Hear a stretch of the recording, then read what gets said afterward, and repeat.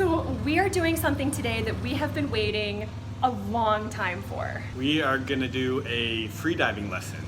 So freediving is when you can you hold your breath it's to just swim under the water. Swimming under the water Without any equipment. equipment. Well, Without, without any breathing equipment. Yeah, no scuba tanks, no oxygen, anything like that. Yeah. So we've tried practicing freediving on our own. We're novice freedivers.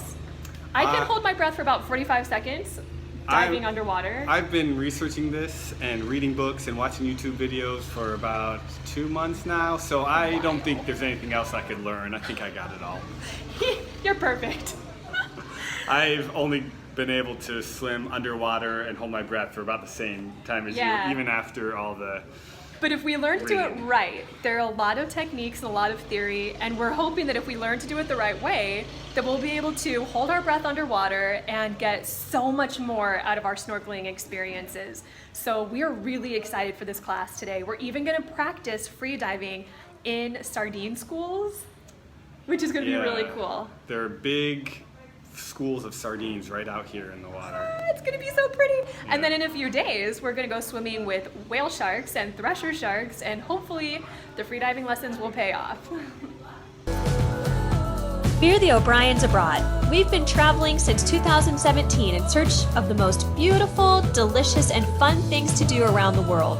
We're homeschooling our 6-year-old and managing 3 businesses online while we travel. Wish us luck. This is Moalboal, a sleepy little beach town on the west coast of Cebu Island, Philippines. It's known around the world for having amazing sardine schools that swim right around the reef. People come from all over to snorkel and scuba dive around the fish. It's also one of the most beautiful places to learn free diving, which is what we're going to be doing today. We are so excited to see these sardine schools up close. Name of your son? Wit. Wit. Hi, Wit. Say hi, Wit. Hi. What is your understanding of freediving? Why do you want to learn freedive first? We want to learn so that we can do duck dives and enjoy reefs. We don't want to try to go 50 meters.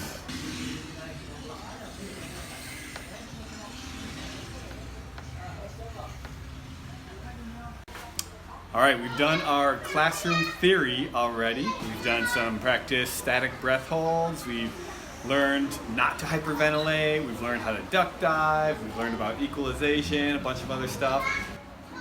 And now we're gonna go put it to practice out in the water. Woo! Because whatever we learn above water doesn't really count unless you can do it out there. Yeah. So, what equipment do you have?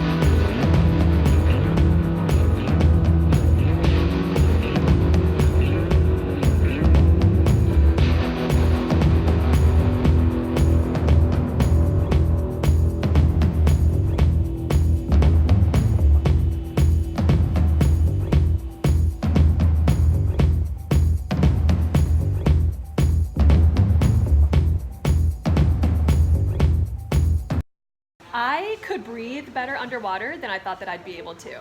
You breathe underwater? Well, Are you a fish? Okay, I don't mean breathe. Are these gills? I don't mean breathe underwater, but I didn't feel the Out of pressure breath, and yeah. out of breath. The need to breathe. I need Yeah. to breathe. But it was amazing, and we saw some super cool stuff. The schools of fish were amazing pretty down cool. there. It was just, even if we were just out there for snorkeling, coming to Moalboal is so worth it, just to see these fish. It's very shallow, and then it drops down Yeah, like the- 10 meters It's like or 30 meters. reef, drop. And there were the sardines that were just all schooling or pooling around Just that, tons of 'em. that cliff. Like multiple schools of sardines. Like there was always a giant group around you no matter what. It was really cool to see them swirling around the line. Did you see that? Yeah, and There's then there'd be like this a hole of yeah. like looking down into the sardines. Yeah, it's really neat. Oh, it was so cool. I can't wait to pull out the videos from our GoPro. Yeah. Yeah, I'm really glad we did this. We had an awesome morning today, free diving, and had a great lunch on the beach, flew the drone up to see the beautiful landscape. But unfortunately we have to go because we got a packed schedule. Today we're going to a waterfall, and then we're gonna hopefully make it to Oslob for the whale sharks by dark. We'll see. We just had to check out the famous Kawasan waterfalls on our way out of Moalboal. They are amazing. This is Laddie. He's gonna help save our life by we don't have to walk up to the waterfall. You're a guide? This one will guide you. Okay. Awesome. Yeah. His name Peter. Nice. Thank you, Peter. In Bisaya, Pedro. You call Pedro. Pedro. Okay. So you jump for 5 meters for the kids. You can Yeah, also do the. Bye. See you on the waterfall. Okay. Kawasan Falls is one of the most popular destinations on Cebu Island. It's absolutely beautiful. It's made up of lower falls, which follow into this big pool that you can swim, and upper falls, which trickle their way along rocks and pools. You can park nearby the waterfalls and take a 1.5 kilometers walk up to the lower falls and swim in the pool, or you can do what we did, which is hire a private guide to take us canyoneering through the upper falls. We did a short hike to access the water, and from there, did a refreshing water plunge, went on a natural water slide, a few cliff jumps, a Tarzan swing, and so much more to get from the upper falls to the lower falls. Canyoneering the back falls is definitely the way to go if you like a little bit more adventure. The lower falls are beautiful, but it can be kind of crowded and a little bit boring. By going canyoneering through the back, you can do so much fun stuff, and there's a lot less people. We loved how beautiful it was and how fun it was. Whit even had a great time doing a lot of the jumps. Word of warning on some of the cliff jumps though, never jump directly into the bubbles. The rocks are a lot more shallow underneath that part of the water. Unfortunately, Ben learned that lesson the hard way. Woo!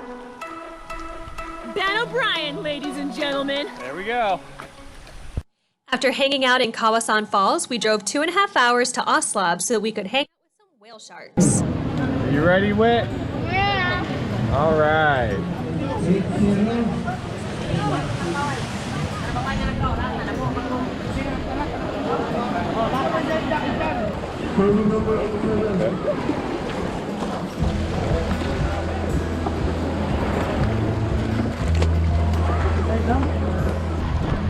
Heading out. Woohoo!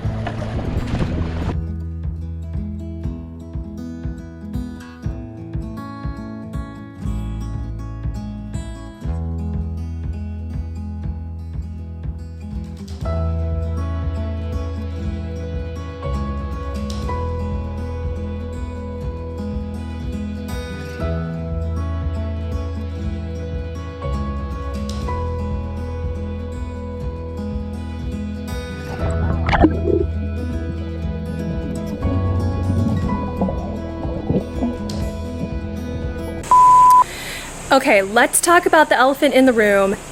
animal conservation, ecotourism projects. There's a lot of controversy around supporting a program that has unnatural feeding of animals or care for animals, and I totally get it. We've been in countries that are using animals for tourism in really inhumane ways, and it is heartbreaking. So we firmly believe that everyone has to make their own decision and do their own research and be responsible for the kinds of tourism that they're going to do when in any certain country. When it comes to swimming with whale sharks in Oslob, research has been mixed. On the one hand, thousands of jobs have been created since feeding whale sharks was legalized in 2012. 60% of the income from tourism goes back to the fishermen providing the tours, and the other 40% is split between the municipality and the local village. New jobs have even been created for women selling snack and handicrafts and running small hotels in the area. It's also good to know that, though whale shark populations are diminishing around the world, numbers in the Philippines are actually rising. The hunting of whale sharks for meat and oil wasn't outlawed until the 1990s, but now the locals have learned to value taking care of them instead of hunting them.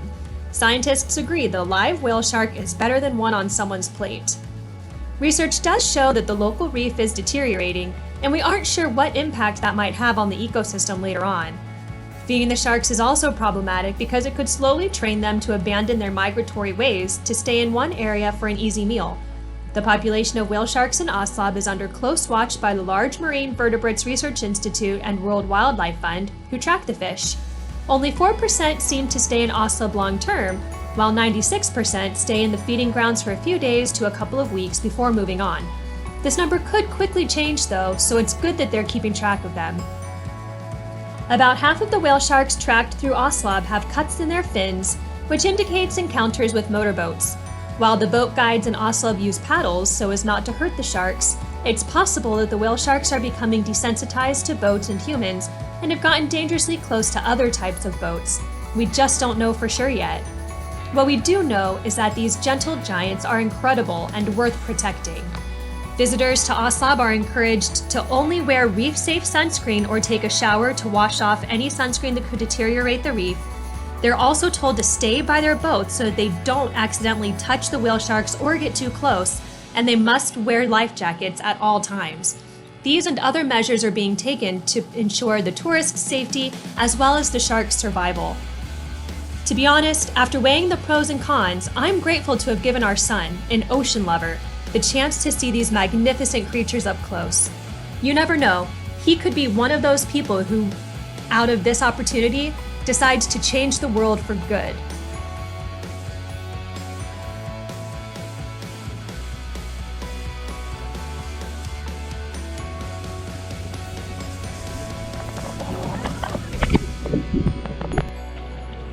That was so cool.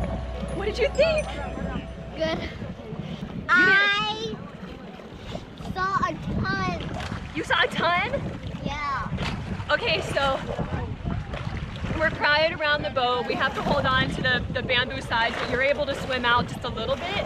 And every time I tried to swim out, there would be a whale right beside me that would like turn all of a sudden and touch me, and that's not okay, and I'd have to come back real fast. But man, they're huge and they're beautiful. And they're not scary. I didn't like the mask because it wasn't tight. But you're still able to see some stuff? Yeah, above water. So what did you see? What was happening above the water? The whale sharks were eating.